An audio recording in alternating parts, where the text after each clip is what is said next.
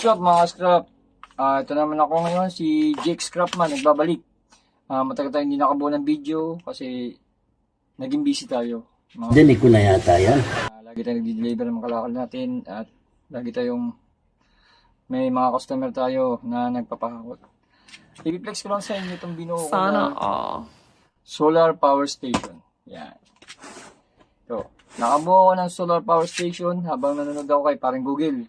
At binigyan niya ako ng tip, mga kaya nabubuko siya dahil ganyan sa kanya. Kaya parang Google. Nabubuo natin yan. Ang solar power station natin, 50% nito ay mga scrap, kalakal. O mga katulad ditong box na to, ay ito ay kalakal. At itong bulb, kalakal din. Scrap din yan. At yung battery na sa loob, makikita nyo, kalakal din yan. Pero ito ang iba, sa online natin nabili yan. Yan. I-flex ko lang to kasi dito sa amin, laging brown out. Paano masabi? Power station. Yan mga scrap. Ipapakita ko sa inyo kung anong kayang gawin ng ginawa ating solar power station. At iisa-isahin natin. Kasi malay nyo, magawa nyo rin. Di ba? Kasi may kasabihan nga tayo na may pera sa basura at walang mahirap sa taong matyaga. Yun, papakita ko sa iyo, papakita ko sa inyo kung anong kaya niyang gawin. So, watch and learn. Yan, gumapansin nyo mga ka-scrap. Yan. Taas natin na. Hirap pag ako lang mag-share. Yan. Makikita nyo, 12.5 ang laman ng battery na yan. Yan mga ka-scrap ay ginawa ko siyang parang power station kung tawagin. Isang lumang Siguro, box. umiral siguro yung kadimonyo ng aking kamay. Tapos Gumalaw. car cigarette. Tapos siram flashlight. Tapos solar controller. Yan. I-flex ko lang sa inyo kasi ito paano nakakabuo tayo sa tulong ng YouTube din. Sa pag-google natin nakakabuo tayo. Bola lang yan. Sa marunong sa mga wirings. Ako talaga hindi ako marunong sa wirings. Pinag-aralan mo. Yun yung kasabihan na pag pinag-aralan mo, matutunan mo. Kahit gano'n pa yan kahirap. Fix ko lang sa inyo mga ka-scrap. Ito, gagana ito kung pipindutin mo ito. Ito ang magiging control niya. On-off niya yan. Makikita nyo, umilaw mga ka-scrap. Yan. Yan. Tapos, pwede yan paanda rin. Ang 12 volts na electric fan ito. Kaya nyo ito paanda rin ng sinaksak mo yan dito. Oh.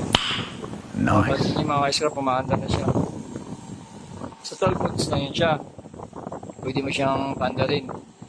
Bukod doon, pwede ka pa mag-charge ng cellphone. O kaya power bank dito.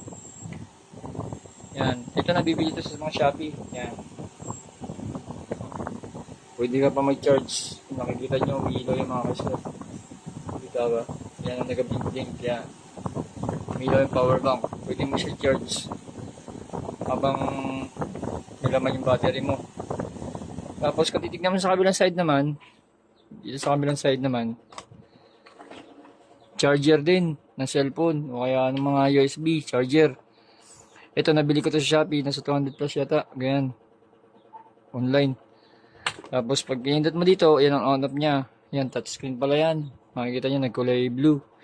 Tapos ganun din, pwede mo rin siya i-charge. Yan. Yan, walang sayang mga sirap. Yan, namatay agad. Ayaw pumasok. Ayaw pumasok mga.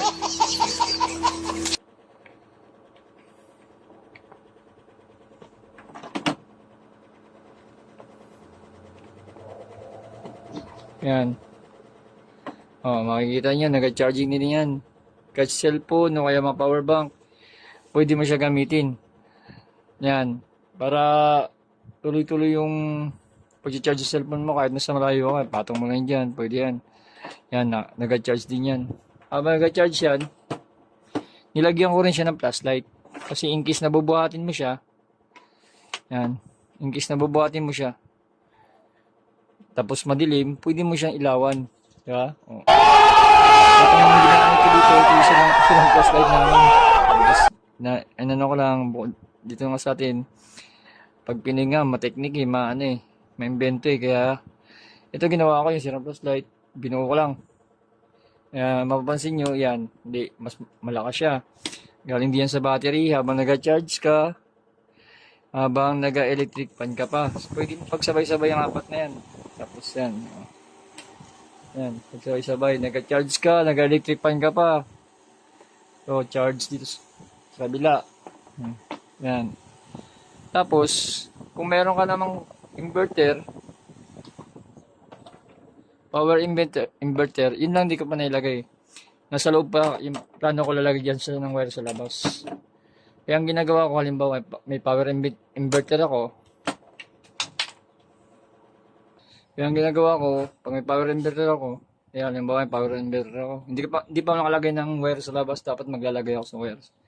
Wala pa kasi nakikita ng wire, kaya bubuksan ko na lang muna to. Yan. Papagat natin yung ano dito sa positive, negative. Ito.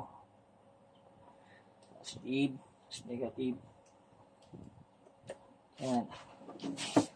Makikita nyo, i-on natin. On na, di ba? 4 volts. Tapos yung electric pan na yun sa taas. Makikita nyo ba? Yan. Hindi yata. Yan, nakikita nyo. Umilaw yung green, kulay green. Naka ano yan, power inverter na yan. Tapos sasaksak lang natin to. Oh. Meron na tayong 220 volts. Yan, tingnan nyo sa taas. Yan o yan. 220 volts yan. Power inverter. Tapos, pwede mo bang ipagsabay-sabayan lahat. Yun ang malupit dyan. Oh, pagsabay-sabay natin lahat.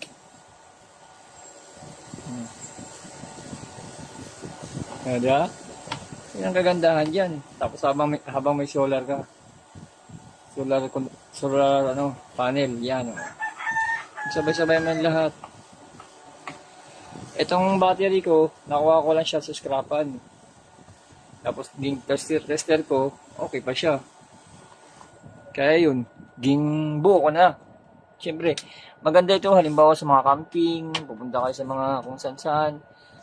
Tapos, o kaya mainit, na ganyan. Pwede nyo magamit itong mga to. Kaya ano pang inaantay natin mga ka-scrap? Bumuo na rin tayo ng sarili nating kamay, DIY. Kasi may talento tayo eh, hindi na natin ginagamit. Kahit pa paano. Yan. Ito kulang pa siya. So ngayon dito siya lalabas yung solar panel. Ito yung negative. Ito na yung positive. Lalagyan ko pa siya ng wire para naman sa battery. Para saksakan ng inverter. Para hindi ko nabubuksan yung ibabaw. Di ba? So, yun lang mga ka-scrap. Flex ko lang yung ginawa ko na tawagin na power station. Approved naman. Okay naman siya. 1 week ko na siyang ginagamit ngayon. Minsan pag nagaligo kami ng dala-dala ko siya. Kasi magaan siya kumpara naman sa mga ginawa ko na ibang Sige, ang ganda lang mga ka-scrap. Hanggang sa muli. Salamat sa panonood. At kung bago na kayo sa aking channel, please subscribe. Paalam.